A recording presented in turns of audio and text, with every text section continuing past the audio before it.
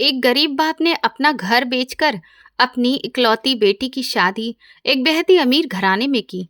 विदाई के वक्त बेटी के ससुराल वालों ने गरीब बाप को स्टेज पर आने से रोक दिया और बेटी ने भी चुपचाप सर झुका लिया। बेचारा बाप रोता हुआ पंडाल के कोने में खड़ा हो गया। अचानक दूल्हा अपनी कुर्सी से उठा और माइक पकड़कर बोला कि मैं ये शादी नहीं कर सकता। पूरे हॉल में सन्नाटा छा गया। लड़की ने रोते हुए वजह पूछी तो दूल्हे ने उस गरीब बाप की तरफ इशारा करके कहा कि मेरा नाम मीनाक्षी है और मुझे शादी से डर लगता था। इसलिए नहीं कि मैं किसी के साथ जिंदगी नहीं गुजारना चाहती थी, बल्कि इसलिए कि मैं अभी तक जितनी भी शादीशुदा लड़कियों को जानती थी, सबकी जिंदगी बहुत ही ज्यादा बुरी गुजर रही थी। हमारे खानदान में लड़कियां ज्यादा थीं, लड़के कम थे और ज्यादातर लड़कियों की शादी भी जान पहचान के रिश्तेदारी से बाहर हुई थी। मेरी माँ भी नहीं थी और मेरे पिता मेरे लिए बहुत ज्यादा मेहनत करते थे। हमारा घर अपना था, वरना पिता की नौकरी में हमारा गुजारा मुश्किल हो जाता।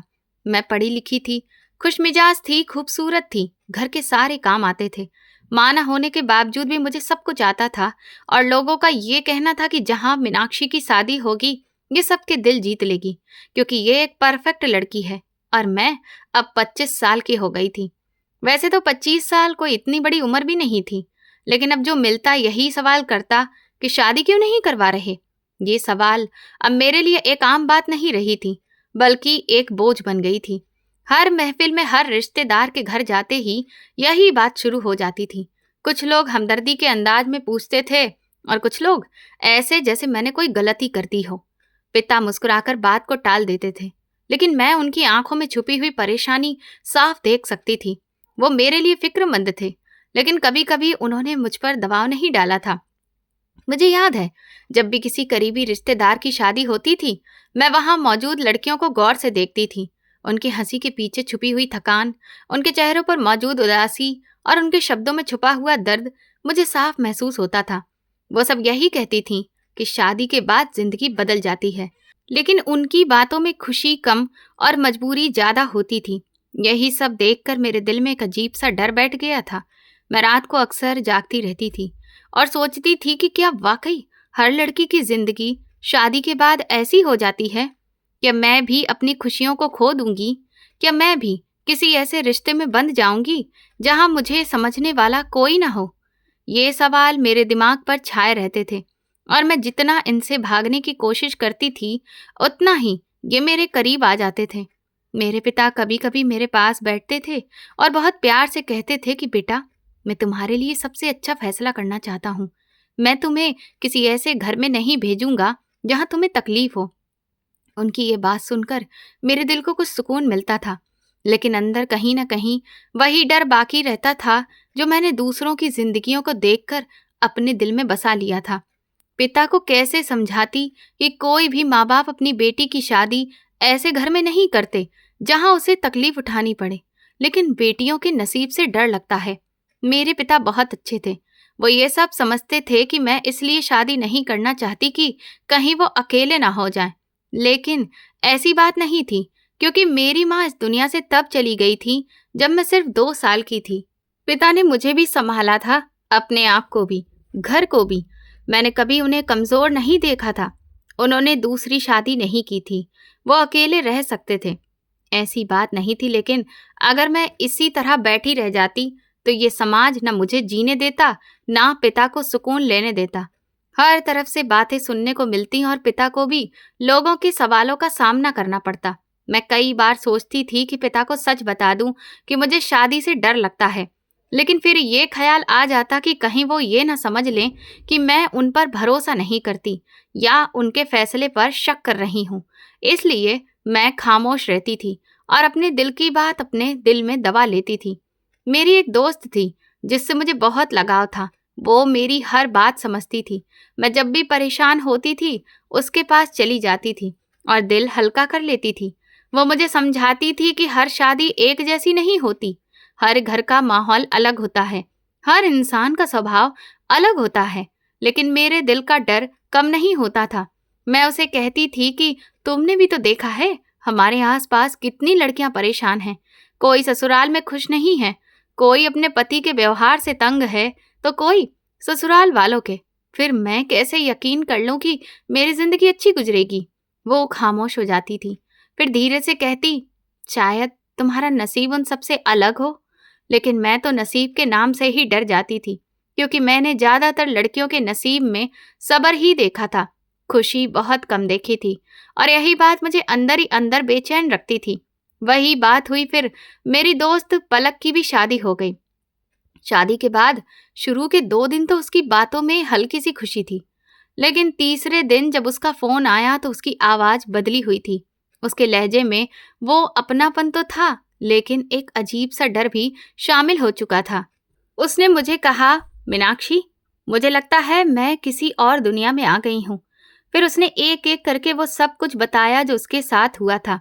उसने कहा, शादी के पहले ही दिन जब वो अपने कमरे में गई तो उसके पति अमन ने उससे सख्त लहजे में बात की। उसे समझने की जगह उस पर हुक्म चलाने की कोशिश कर रहा था।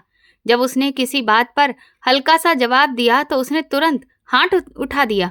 वो कह रही थी, मीनाक्षी, मैं समझ ही नहीं पाई, ये क्या हो गया? मैं तो अभी इस घर में आई भी नहीं थी कि मुझे ये सब देखना पड़ गया। उसने बताया, अगले ही दिन उसकी सास उसके पास आई और जो मुंह दिखाई के पैसे उसे मिले थे वो सब ले लिए। उन्होंने कहा, ये घर का रिवाज है और तुम्हें समझना होगा। मेरी दोस्त ने कहा। वो खामोश हो गई, क्योंकि वो पहले ही डरी हुई थी और उसे लगा अगर उसने कुछ कहा तो बात और बढ़ जाएगी।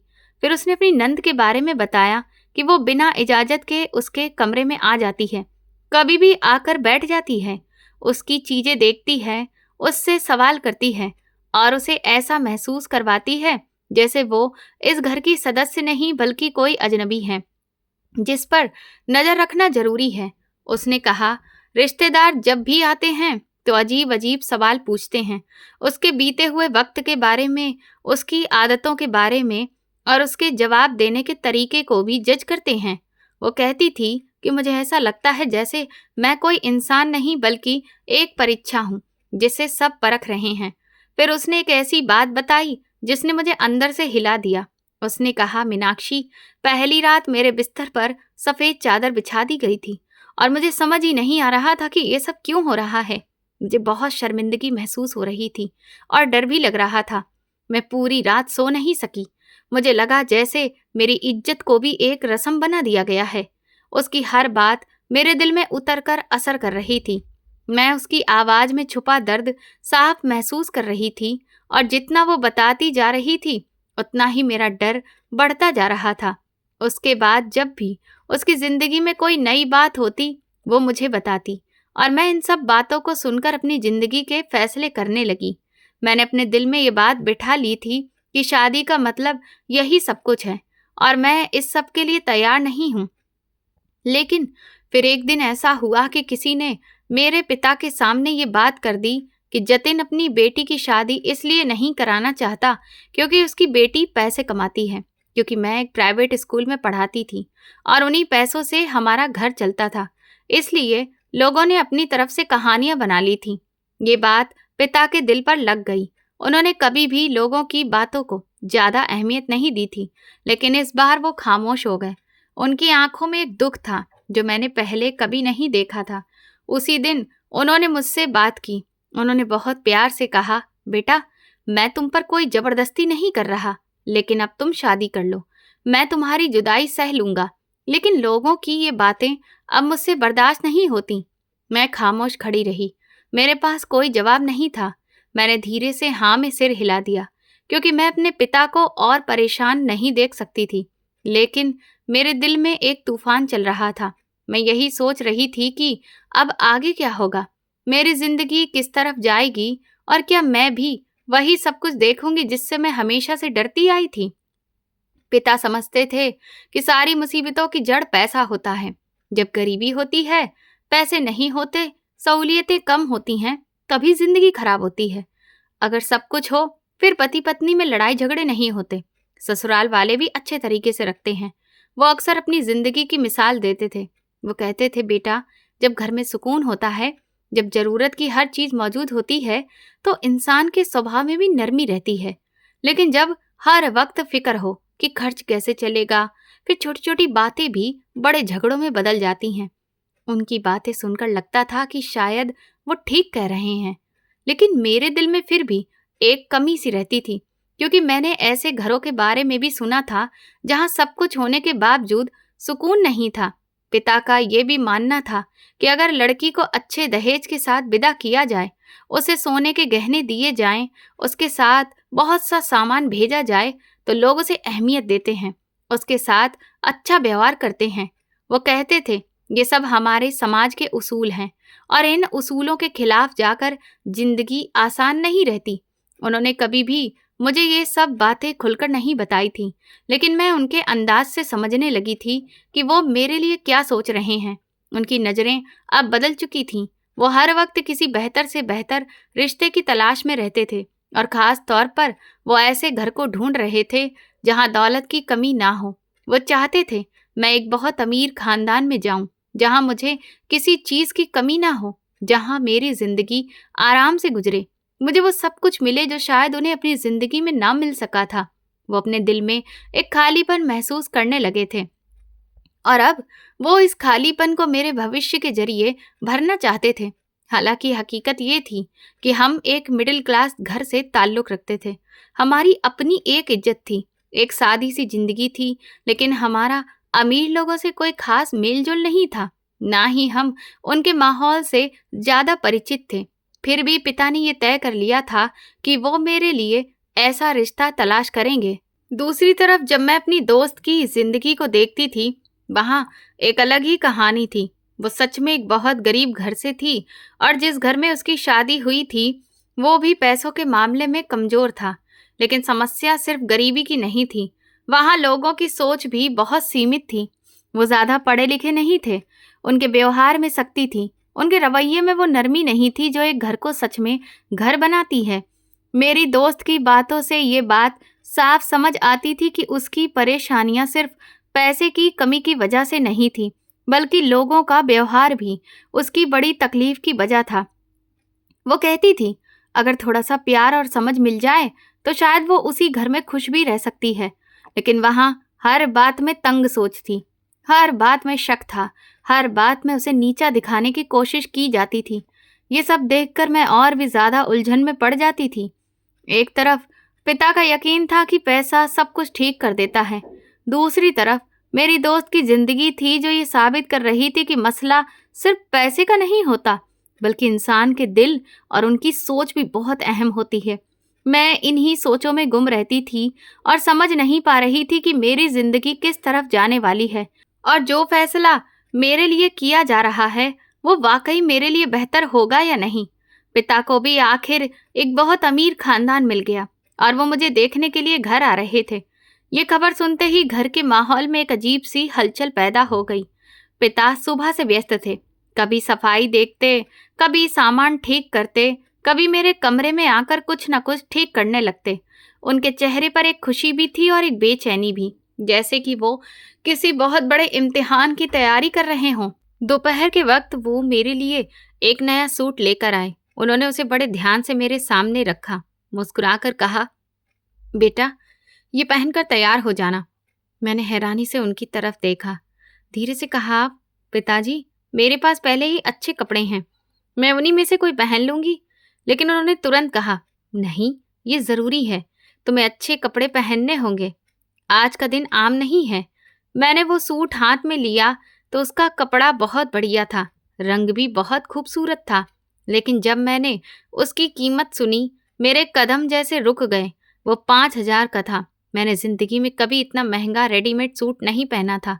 मेरे दिमाग में फौरन यही ख्याल आया कि सिर्फ देखने के लिए आने वाले लोगों के लिए इतनी तैयारी की जा रही है, क्या पता मैं उन्हें पसंद भी आऊं या नहीं। मैं अपने कमरे में जाकर तैयार होने लगी। आईने के सामने खड़ी हुई तो एक पल के लिए खुद को पहचानना मुश्किल हो गया।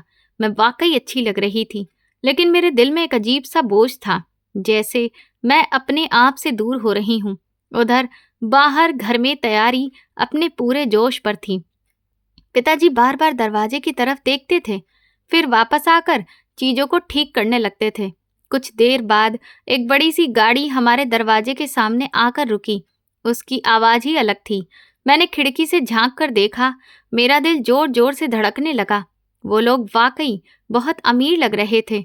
उनके कपड़े, उनका अंदाज, उनकी चाल, सब कुछ हमसे बिल्कुल अलग था।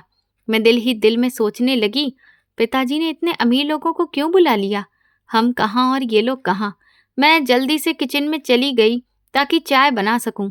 वहां जाकर मैं और भी हैरान रह गई, क्योंकि आज जो सामान रखे गए थे वह हमारे घर में पहले कभी नहीं आए थे। हम तो आम दिनों में चाय के साथ बिस्किट या नमकीन रख लेते थे, और अगर कोई खास मेहमान आ जाए तो समोसे बना लेते थे। लेकिन आज किचन में मेज पर पफ पेस्ट्री, मिनी पिज्जा और केक रखे हुए थे। मैंने इन चीजों को देखकर एक गहरी सांस ली। दिल में यही सोचने लगी कि पिताजी अपनी चादर से बाहर पांव क्यों निकाल रहे हैं। ये सब कुछ हमारे लिए नया था और मुझे अंदर से अजीब लग रहा था। चाय बनाते हुए मेरे हाथ हल्के हल्के कांप रहे थे। मैं बार बार खुद को संभालने की कोशिश कर रही थी। बाहर से मेहमानों की आवाजें आ रही थीं। उनकी बातों का अंदाज भी अलग था, जैसे वो हर चीज को गौर से देख रहे हों और परख रहे हों। जब मैं ट्रे लेकर बाहर गई तो मेरी नजरें झुकी हुई थीं, लेकिन मैं महसूस कर सकती थी कि सबकी नजरें मुझ पर हैं। मैंने आहिस्ता से नमस्ते किया और चाय रख दी। मेरे दिल की धड़कन तेज हो गई थी, लेकिन मैंने खुद को शांत रखने की कोशिश की। घर छोटा जरूर था, लेकिन बहुत साफ सुथरा था। हर चीज अपनी जगह पर थी और शायद यही बात उन्हें अच्छी लगी थी। वो लोग आसपास देख रहे थे, लेकिन उनकी नजरों में एक अजीब सा तजस्सुस था, जैसे वो इस माहौल के आदी ना हो। कुछ देर बाद बातों का रुख मेरी तरफ आ गया। उन्होंने मेरी पढ़ाई के बारे में पूछा। जब पिताजी ने मेरी डिग्री के बारे में बताया तो वह प्रभावित हुए। फिर जब उन्होंने मुझे गौर से देखा, उनके चेहरों पर एक साफ पसंद नजर आई। मैं खामोश बैठी रही और बस उनकी बातें सुनती रही। मेरे अंदर एक अजीब सी कश्मकश चल रही थी। एक तरफ पिताजी की खुशी थी और दूसरी तरफ मेरा अपना डर। चाय और नाश्ता सबको पसंद आया। माहौल धीरे धीरे हल्का होने लगा। फिर उन्होंने एक दूसरे की तरफ देखा और मुस्कुराकर कहा, अब आप हमारे घर आइएगा, हमारा घर देख लीजिएगा, हमारे बेटे से मिल लीजिएगा, फिर वहीं बैठकर बाकी बातें तय हो जाएंगी। उनकी इस बात का मतलब साफ था कि रिश्ता लगभग तय हो चुका है। पिताजी के चेहरे पर खुशी की एक लहर दौड़ गई। वो बार बार मुस्कुरा रहे थे। उनकी आंखों में एक चमक थी जो मैंने पहले कभी भी नहीं देखी थी। मेहमानों के जाने के बाद घर में खामोशी सी छा गई, लेकिन इस खामोशी में भी पिता की खुशी साफ महसूस हो रही थी। वो मेरे पास आए और बहुत प्यार से कहने लगे, बेटा, तुम्हें भी खुश होना चाहिए। ये लोग बहुत अमीर हैं, तुम्हारी जिंदगी बहुत अच्छी गुजरेगी। मैंने आहिस्ता से कहा, लेकिन पिताजी, ये लोग हमारे जैसे नहीं हैं, हमारा और उनका कोई मुकाबला नहीं है। उन्होंने फौरन जवाब दिया, बेटा, तुम्हें अच्छे घर में ही भेजना था ना। क्या मैं तुम्हें किसी गरीब घर में भेज देता? शुक्र करो तुम्हारे लिए इतना अच्छा रिश्ता आया है। मैंने उनकी बात सुनी और खामोश हो गई। मैं जानती थी कि वो ये सब मेरे लिए कर रहे हैं। उनके हर सोच के पीछे मेरी भलाई है। मैंने उनकी तरफ देखा। वो वाकई बहुत खुश थे और मैं उनकी खुशी के सामने अपनी सारी परेशानी भूल गई। उसी पल मैंने दिल ही दिल में फैसला किया कि अगर मेरे पिता खुश हैं तो मैं भी खुश रहने की कोशिश करूंगी, चाहे मेरे दिल में कितने ही सवाल क्यों ना हो। मैंने उनकी खुशी में अपनी खुशी तलाश करने की ठान ली। जब उनके घर जाना था तो पिताजी ने फिर से मेरे लिए नया सूट खरीदा। ये भी 5 से 6 हजार का सूट था। मैंने जब वो सूट देखा तो एक पल के लिए खुशी भी हुई और दिल में हल्की सी घबराहट भी होने लगी, क्योंकि ये सब मेरे लिए नया था। मैंने कभी अपनी जिंदगी में इतने महंगे कपड़े नहीं पहने थे, लेकिन अब जैसे सब कुछ बदलता जा रहा था। वो लोग अमीर भी थे और मॉडर्न भी थे। उन्होंने खास तौर पर कहा था कि आप लड़की को साथ लेकर आइएगा, हम उसे साथ बिठाकर एक छोटी सी रस्म भी कर देंगे। इसलिए इस बार मैं भी पिताजी के साथ जा रही थी। पिताजी सुबह से तैयारियों में लगे हुए थे। उन्होंने ना सिर्फ मेरे लिए सूट खरीदा, बल्कि उनके लिए भी बहुत सारे तोहफे तैयार करवाए। फल, मिठाई, केक और ना जाने क्या क्या चीजें पैक करवाईं। मैं एक तरफ बैठी ये सब देख रही थी। मेरे दिमाग में बार बार यही सवाल आ रहा था, पिताजी के पास इतने पैसे कहाँ से आ गए? मैं खुद को रोक ना सकी और धीरे से पूछ लिया कि पिताजी, ये सब आपने कैसे किया? कहीं आपने किसी से कर्जा तो नहीं लिया? उन्होंने फौरन मेरी तरफ देखा और मुस्कुराकर कहा, नहीं बेटा, ऐसी कोई बात नहीं है। फिर वो मेरे पास बैठ गए। बड़े सुकून से कहने लगे, हर बाप अपनी बेटी की शादी के लिए पैसे जमा करके रखता है। मैंने भी तेरे लिए पैसे जमा किए थे। अब वक्त आ गया है कि वो तेरे काम आए। उनकी बात सुनकर मेरे दिल में एक अजीब सा एहसास हुआ। एक तरफ खुशी थी कि पिताजी ने मेरे लिए इतना सोचा, और दूसरी तरफ एक बोझ था कि वो अपनी सारी जमा पूंजी मेरे लिए खर्च कर रहे हैं। मैंने दिल ही दिल में सोचा कि वाकई मैं उनकी इकलौती बेटी हूँ और उन्होंने मेरे लिए सब कुछ संभाल कर रखा हुआ था। खैर, हम लोग उनके घर गए। जैसे ही हम वहां पहुंचे, मैंने एक पल के लिए खुद को संभाला, क्योंकि उनका घर वाकई बहुत बड़ा और खूबसूरत था। हर चीज में एक अलग ही शान थी, एक सही ढंग था और एक अमीरी साफ नजर आ रही थी। दरवाजे से अंदर जाते ही हमें बहुत इज्जत दी गई। उनके बोलने के अंदाज में एक ठहराव था। उन्होंने हमें बहुत अच्छे तरीके से बिठाया और बातचीत शुरू की। माहौल शांत था, लेकिन मेरे दिल की धड़कन अभी भी तेज थी। मैं चुपचाप बैठी सब कुछ देख रही थी। उनके घर की सजावट, उनके रहने का तरीका, उनके बात करने का अंदाज, सब कुछ हमारे घर से अलग था, लेकिन कहीं ना कहीं एक खिंचाव भी था। थोड़ी देर बाद वो रस्म भी हो गई जिसके लिए हमें बुलाया गया था। सब कुछ बहुत सादगी से, लेकिन एक खास तरीके से हुआ। मुझे उनके साथ बैठाया गया और कुछ बातों के बाद रिश्ता लगभग तय हो गया। फिर मैंने लड़के को भी देखा। उसकी तस्वीर तो पहले ही देखी थी, लेकिन सामने देखकर एक पल के लिए मैं हैरान रह गई। वो वाकई बहुत खूबसूरत था। उसके चेहरे पर आत्मविश्वास था, एक सुकून सा था। वो हर तरह से एक अच्छा इंसान लग रहा था। मैंने दिल ही दिल में सोचा, शायद मेरी जिंदगी उसके साथ अच्छी गुजर सकती है। वो शक्ल से भी अच्छा था, उसके अंदाज में भी कोई सख्ती नजर नहीं आ रही थी। लेकिन फिर वही ख्याल आया कि किसी को सिर्फ देखकर उसके बारे में फैसला नहीं किया जा सकता। सब कुछ बहुत जल्दी हो रहा था, जैसे कि वक्त ने रफ्तार पकड़ ली हो। वापस आते हुए पिताजी के चेहरे पर सुकून था। वो बिल्कुल संतुष्ट लग रहे थे, जैसे उन्होंने अपना सबसे बड़ा फर्ज पूरा कर दिया हो। घर पहुंचकर उन्होंने मुझे बताया कि 2 हफ्ते बाद शादी होगी, क्योंकि उन्होंने खुद कहा है कि हम लोग जल्दी शादी करना चाहते हैं। जब कोई दिक्कत नहीं है ना पैसों की, ना किसी और चीज की, तो फिर इंतजार क्यों किया जाए। ये सुनकर मेरे दिल में एक अजीब सी हलचल मच गई। 2 हफ्ते बहुत कम वक्त था।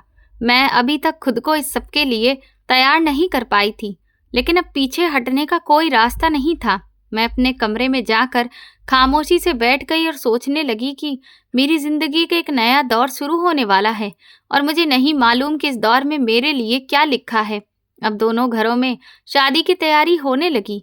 उनके पास तो पैसे थे, लेकिन मैं ये सोचकर हैरान हो रही थी कि मेरे मजदूर बाबा ने इतने पैसे कहाँ से निकाल लिए थे। वो कब से ये सब जमा कर रहे थे। उन्होंने तो कभी जिक्र भी नहीं किया था कि वो मेरे लिए कुछ बचा रहे हैं। घर का माहौल बदल गया था। हर तरफ कपड़ों की बातें, जेवरों की बातें और शादी के दिन की तैयारियों का शोर था। बाबा मेरे सुबह से निकलते तो शाम देर से वापस आते।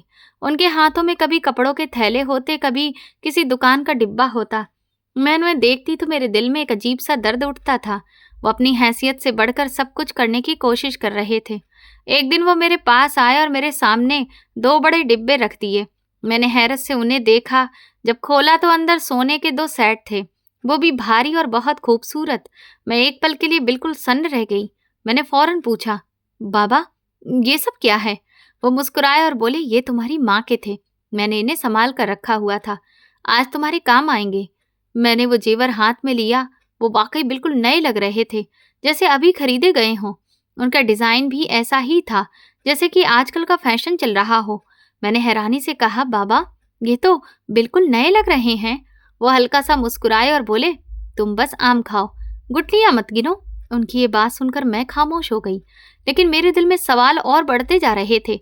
मैंने एक बार फिर कहा, बाबा सब ठीक है? आप मुझसे कुछ छुपा तो नहीं रहे? उन्होंने मेरे सिर पर हाथ रखा और कहा, तुम बस अपनी शादी की फिक्र करो, बाकी सब मैं संभाल लूंगा। शादी की तैयारियां तेजी से पूरी हो रही थीं। मेरे कपड़े भी तैयार हो गए, जेवर भी आ गए, घर में जो सामान देना था वो भी आ गया। उन लोगों ने दहेज लेने से तो मना किया था, लेकिन उन्होंने खास तौर पर कहा था कि डबल डोर वाला फ्रिज जरूर लेकर आएं, वही दहेज होगा। वो फ्रिज 1.5 लाख रुपए का था।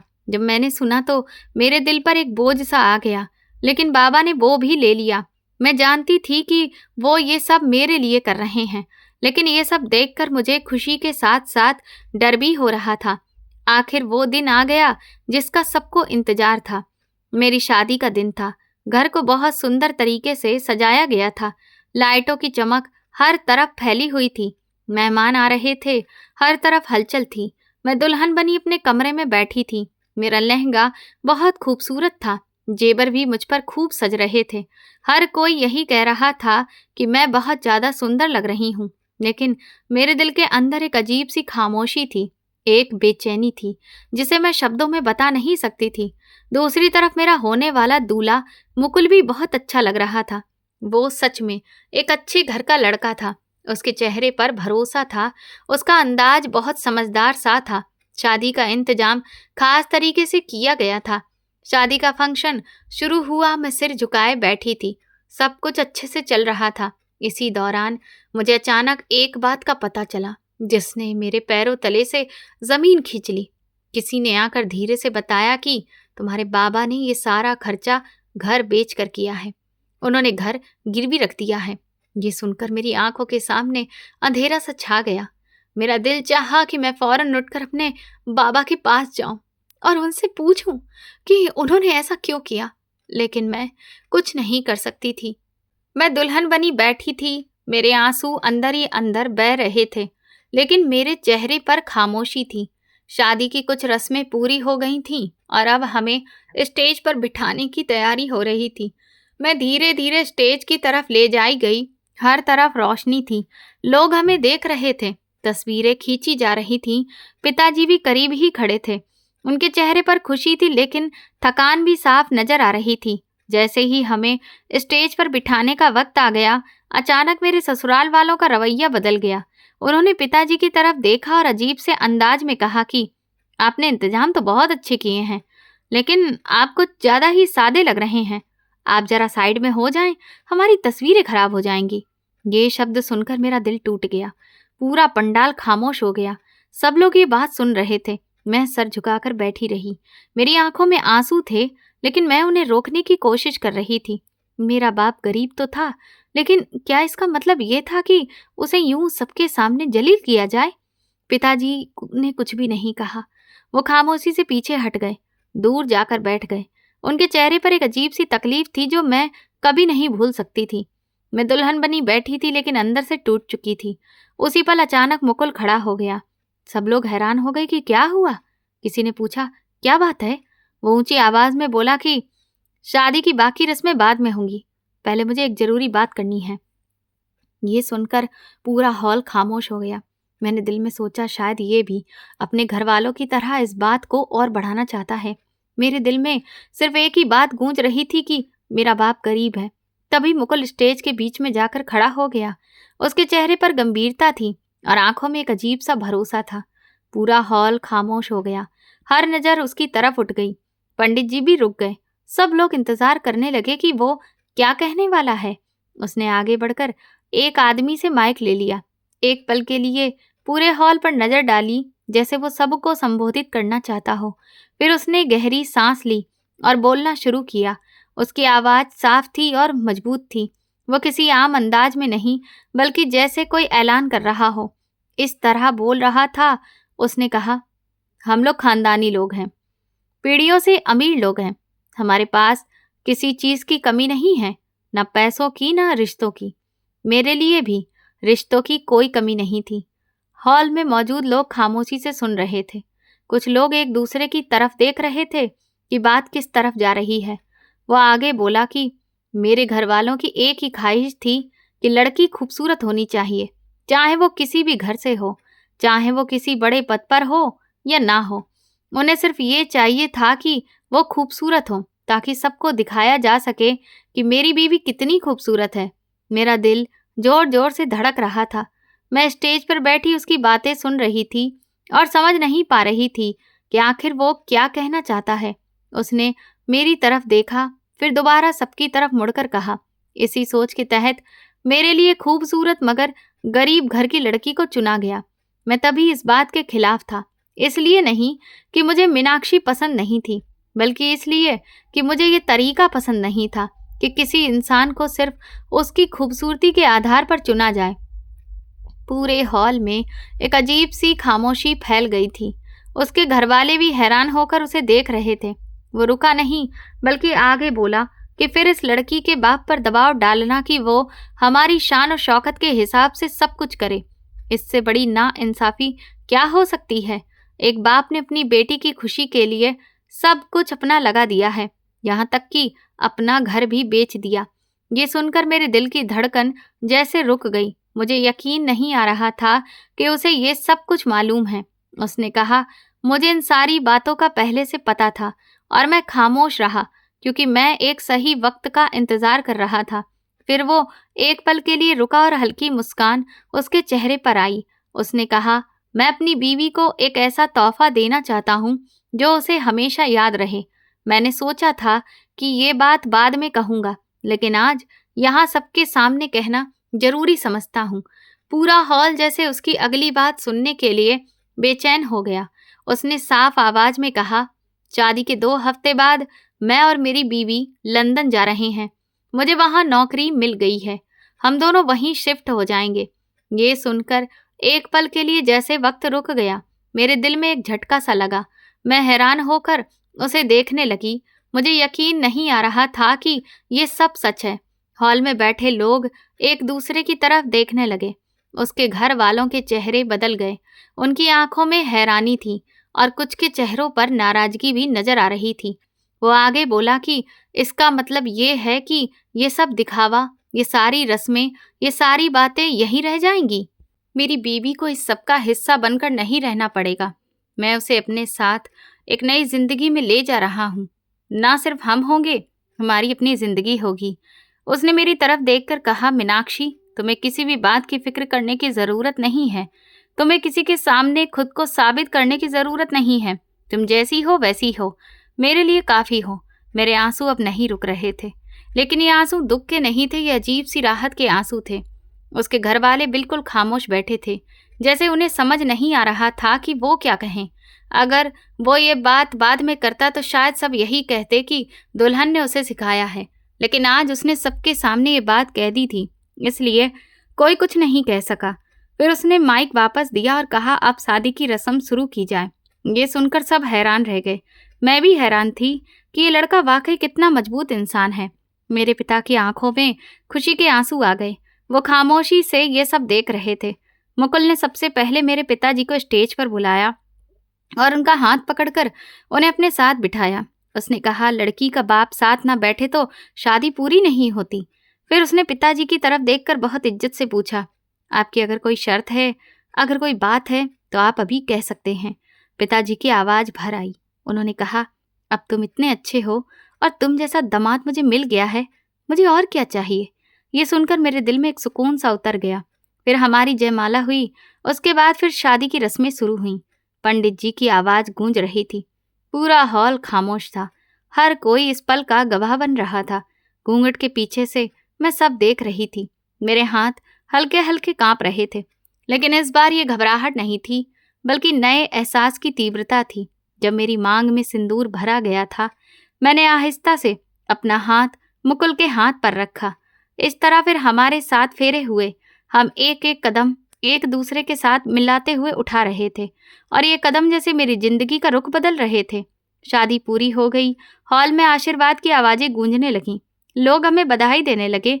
मेरे दिल में एक अजीब सा सुकून था, जैसे एक तूफान के बाद खामोशी आ गई हो। मैंने अपने पिताजी की तरफ देखा। वो मुस्कुरा रहे थे। उनकी आंखों में खुशी के आंसू चमक रहे थे और इस पल मुझे लगा जैसे शायद मेरी जिंदगी वाकई एक खूबसूरत मोड़ ले चुकी है। 2 हफ्ते जो मैंने अपने ससुराल में गुजारे, वो मेरे लिए अजीब सा अनुभव थे। घर बहुत बड़ा था, कमरे खुले खुले थे, हर चीज अपनी जगह पर रखी हुई थी, लेकिन इस सब के बावजूद मैं अंदर से पूरी तरह शांत नहीं थी, क्योंकि मेरे दिल का एक हिस्सा हर वक्त पिताजी के पास ही था। मैं जब भी अकेली होती तो उन्हीं के बारे में सोचती रहती। वो कैसे होंगे, उन्होंने जो कुछ भी मेरे लिए किया, उसके बाद वो किस हाल में होंगे। उन दिनों में मुंह दिखाई की रस्म की भी तैयारियां हो रही थी।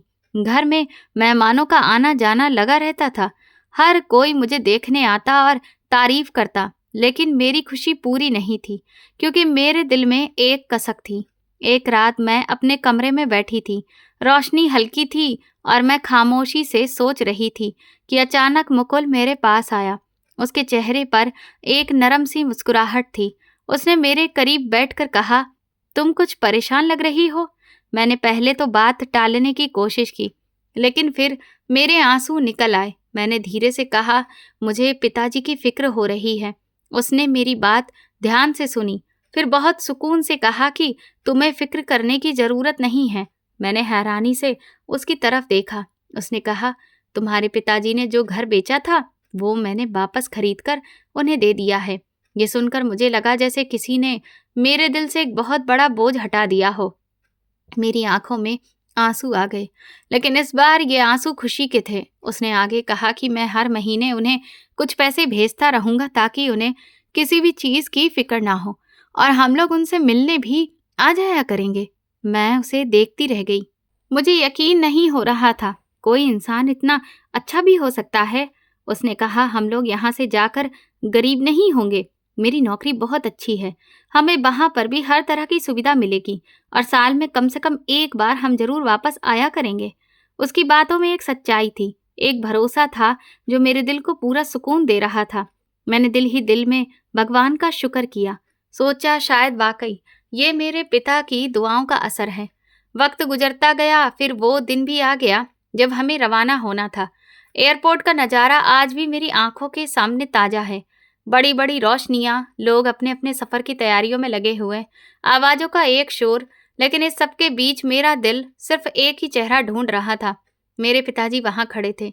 उनके चेहरे पर खुशी थी और आंखों में नमी थी। मैं उनके पास गई और उनका हाथ पकड़ लिया। मैंने धीरे से कहा, पिताजी, मैं जा रही हूँ, आप परेशान मत होना। उन्होंने मुस्कुराकर कहा, जब मुझे पता है कि तुम एक अच्छे इंसान के साथ जा रही हो तो मुझे परेशान होने की ज़रूरत नहीं। उनकी ये बात सुनकर मेरे दिल को एक अजीब सा सुकून मिला। मुकुल मेरे साथ खड़ा था। उसके चेहरे पर भरोसा था। उसने कभी भी अपने घर वालों की नाराजगी को ज़्यादा अहमियत नहीं दी, क्योंकि वो जानता था कि वो क्या कर रहा है। उसके घर वाले वहाँ नहीं आए थे, शायद वो नाराज थे, लेकिन मुकुल को इस बात की कोई परवाह नहीं थी। उसने मुझे बताया कि वो हमेशा से उस माहौल से परेशान था। वो बाहर के देश में पढ़ चुका था और वहीं जिंदगी उसे पसंद थी। उसने कहा, वो हमेशा चाहता था कि वो अपनी पत्नी को भी अपने साथ ले जाए और एक नई जिंदगी शुरू करे। जहाज में बैठते हुए मैंने आखिरी बार पिताजी को देखा। वो दूर खड़े हाथ हिला रहे थे। मैंने भी उन्हें जवाब दिया। ये एक नई जिंदगी की शुरुआत थी। वहां जाकर सब कुछ बदल गया। जिंदगी का तरीका बदल गया, माहौल बदल गया, लेकिन सबसे अहम बात यह थी कि मेरा पति नहीं बदला। शुरू से जैसा था वैसा ही रहा, बल्कि वक्त के साथ और बेहतर हो गया। उसका व्यवहार, उसकी बातें, उसकी फिक्र, सब कुछ मेरे लिए एक सुकून बन गया। मैंने महसूस किया कि अच्छे पति वही होते हैं जो वक्त के साथ बदलते नहीं बल्कि और बेहतर हो जाते हैं। मैं रोज पिताजी से बात करती थी। उनकी आवाज़ सुनकर मेरे दिल को सुकून मिलता था। ये जानकर खुशी होती थी कि वो अपने घर में आराम से रह रहे हैं। मेरी जिंदगी एक नए रास्ते पर चल पड़ी थी, जहाँ डर की जगह भरोसे ने ले ली थी और बेचैनी की जगह सुकून ने। मैंने सीखा कि नसीब वाकई बंद मुट्ठी की तरह होते हैं। जब तक वो खुलते नहीं तब तक इंसान को कुछ पता नहीं होता, और जब मुट्ठी खुलती है तो पता चलता है कि अंदर क्या है। मैं भगवान का शुक्र करती हूँ कि मेरे नसीब में एक ऐसा इंसान आया जिसने न सिर्फ मुझे समझा बल्कि मेरे पिताजी की इज्जत भी रखी, और यही मेरी जिंदगी की सबसे बड़ी खुशी है। आखिर में मैं दुनिया की सारी बेटियों के अच्छे नसीब की दुआ करती हूँ कि जैसे मुझे इतना अच्छा पति मिला जिसने मेरी जिंदगी को स्वर्ग जैसा बना दिया, वैसे ही सबको अच्छा आदमी मिल जाए। क्योंकि औरत खूबसूरत हो, पढ़ी लिखी हो, सलीकेदार हो, समझदार हो, जब तक उसे अच्छा पति नहीं मिलता ना, उसकी कोई भी खासियत उसके काम ही नहीं आती। और अगर अच्छा पति मिल जाए तो फिर सब कुछ ठीक ही हो जाता है।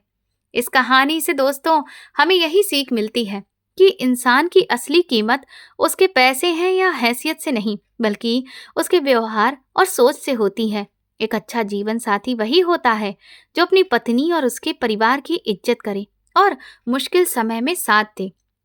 साथ ही माता पिता की कुर्बानी बहुत बड़ी होती है, इसलिए उनकी इज्जत और भावनाओं की भी कदर करना हर बच्चे का फर्ज है। पैसा जरूरी है, लेकिन खुशी और सम्मान अच्छे दिल और सही इंसान से ही मिलते हैं। तो दोस्तों, अगर आपको हमारी ये कहानी पसंद आई है तो प्लीज आप इस पर अपनी राय जरूर दीजिएगा। और आप किस शहर से ये कहानी सुन रहे हैं, ये भी हमें कमेंट में जरूर बताइए। वीडियो को लाइक करें, हाइप दें और ज्यादा से ज्यादा शेयर करिए। चैनल पर नए हैं तो सब्सक्राइब जरूर करें और नोटिफिकेशन बेल दबाएं ताकि अगली अपडेट सबसे पहले आपको मिले।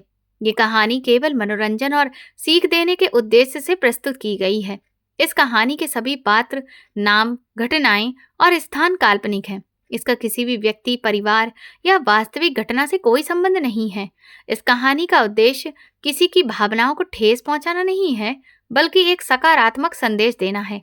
दर्शकों से अनुरोध है कि इस कहानी को केवल एक काल्पनिक कहानी के रूप में ही देखें। धन्यवाद।